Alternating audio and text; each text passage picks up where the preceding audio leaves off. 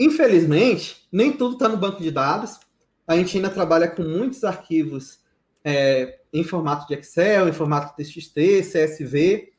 Então, esses arquivos, eles vão ficar no seu computador. Qual o lado negativo de você trabalhar com eles? Geralmente, eles geram a necessidade de você trabalhar com Gateway.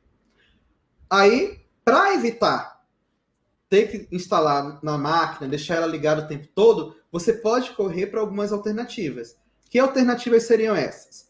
Você pode, por exemplo, colocar em serviços de nuvem, no OneDrive, no SharePoint, para que o Power BI se conecte na nuvem, traga esses dados de lá, sem a necessidade de instalação, sem a necessidade de você ter uma máquina ligada o tempo todo. Uma outra alternativa também é você usar a opção de inserir dados. Claro que isso daí é recomendado quando você tem dados imutáveis. Às vezes, uma dimensão que muda a cada 10 anos, uma coisa que não é de mudança constante. E como é que eu faria esse procedimento? Você provavelmente já deve ter feito o quê? Clicou aqui em inserir, aí você vinha aqui e começava a digitar na sua tabela. Numa tabela pequena, beleza. 5 linhas e 2 colunas. Mas e se for uma tabela grande? Vou ter que digitar tudo? Para mim não vai valer a pena, a gente pode pensar. Mas aí a gente vai ver uma alternativa que a gente pode utilizar. Vamos voltar aqui. Vamos ver aqui no nosso case 10. Eu gerei 2 arquivozinhos no Excel. Vamos fazer uma exploração rápida aqui nele.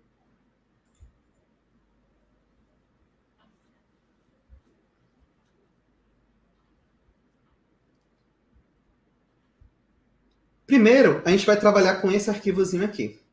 Ele só tem o ID e o nome do cliente. Vou copiar aqui as 100 primeiras linhas. Vamos supor que, por enquanto, a nossa base ela é só isso. E eu posso voltar aqui no Power Query e fazer o quê? Dar um Ctrl V. Se, no caso, eu tenho um cabeçalho, se não for o caso, você clica aqui em desfazer cabeçalho. E ele trouxe toda aquela tabela, todas as minhas 100 linhas para cá. Então, eu poderia aqui chamar, por exemplo, de mandei cliente. Se você não tem alteração, seria uma forma de você não precisar do arquivo. Então, meta. Meta é definida uma vez por ano. Então, você não precisa ficar mudando ela o tempo todo. Então, você poderia trazer ela para cá. Mas apareceu amanhã um novo. O que é que eu posso fazer? Uma situação excepcional. Eu posso clicar aqui e colocar um 101. Vamos supor que foi o Francisco Vieira que passou a ser cliente. Pronto, ele já tem aqui agora 101 linhas ao invés de só 100. Então, ele permite uma certa atualização. Claro, sendo poucos dados, você consegue trazer ele para cá. Aí você pode pensar, beleza, agora eu vou trazer tudo, todas as minhas tabelas lá do SQL, vou trazer para cá e vai dar certo, vai livrar minha vida. Só que aí a gente tem que tomar o cuidado com o quê?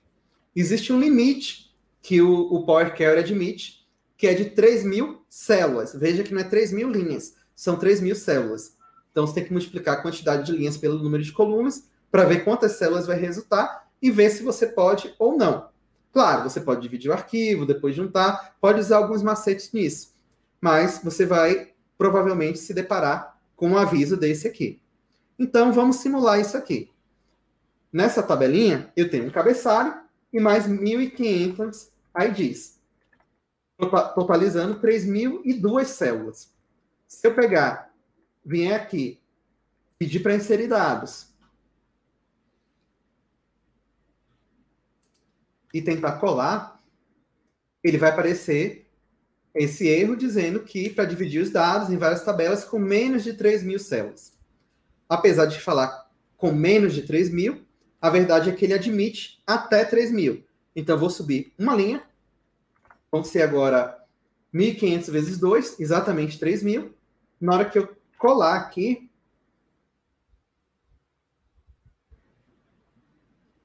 Ele demora um pouquinho.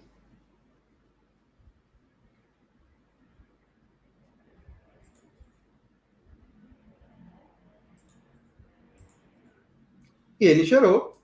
Temos aqui todas as nossas, até 1499, porque conta o cabeçalho.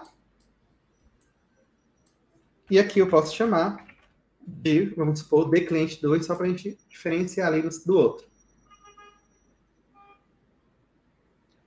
E aí, o que acontece por trás disso?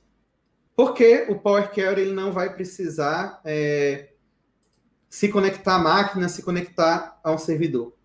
Porque, na verdade, o Power Query transforma o nosso arquivo num JSON. Se você comparar com o primeiro, você vai ver que esse aqui ficou bem maior. Justamente porque a gente tem bem mais dados. Mas é uma forma que a gente tem de fazer. Então, se a gente pegar ali o nosso outro arquivo, que seria uma dimensão cliente com um pouco mais de dados, e colar, a gente vai conseguir trazer. Então, se você tem aquele arquivo de meta, eu vejo isso como uma boa oportunidade de você trazer os seus dados sem precisar ficar se conectando a um arquivo do Excel.